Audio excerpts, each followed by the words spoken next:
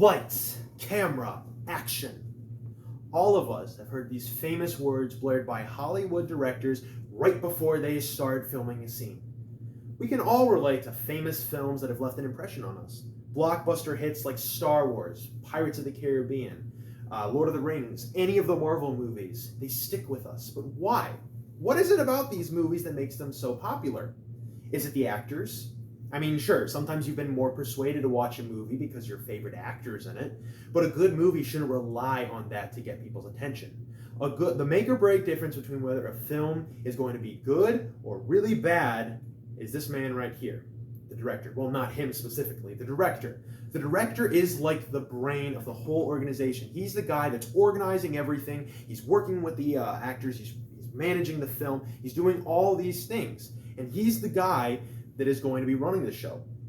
And so he is the most integral part of the entire operation. Now, there are some other things that do help, like good writing, good graphics, good acting. All those things do help, but again, the director's in charge of those. So in today's presentation, we're going to be taking a look at some of the things the director does, how to find out if you are good for this job, the job description, and then of course we're going to be looking at how to honor God in this position. But before we go any further, we need to ask the question, is this for you? Now, if you're a creative individual who enjoys film, who enjoys watching movies, who enjoys making movies, then this is the job for you.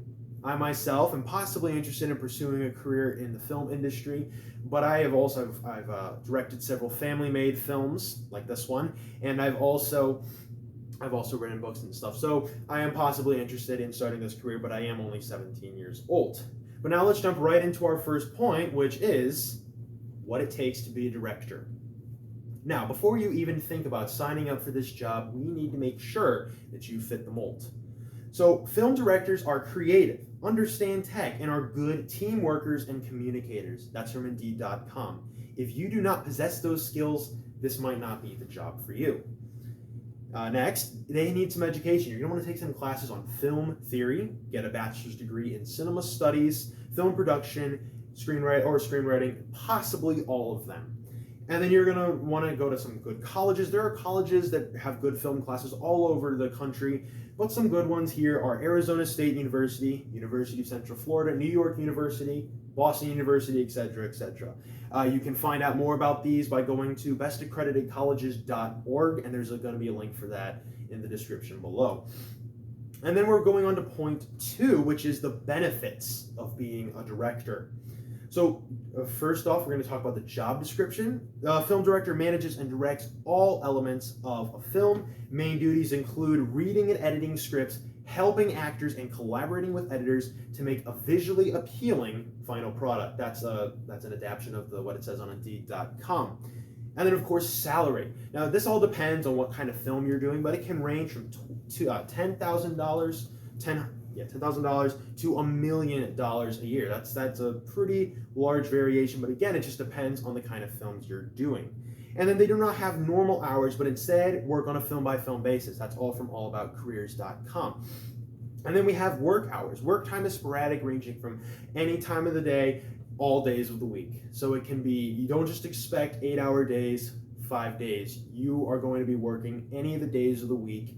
Saturdays, Sundays, it doesn't matter. Wee hours of the morning to late at night. That's the kind of job that you're signing up for. But now we finally have our last point, and it's arguably the most important. It's how to honor God in this position. Now, the film industry is known for being corrupt. We can all relate to movies that we've seen that just had wrong stuff in it, whether it's an agenda they're trying to push or any wrong things. We can all relate to that. So how on earth are we supposed to be Christians and be God honoring in this position? Well, first off, we need to understand what God tells us. God tells us to be a light to the darkness. We as Christians are the light of the earth, and the light shines brightest where things are darkness. Jesus said on the Sermon on the Mount, he said, "You are the light of the world. A town built on a hill cannot be hidden. Neither do people light a lamp and put it under a bowl.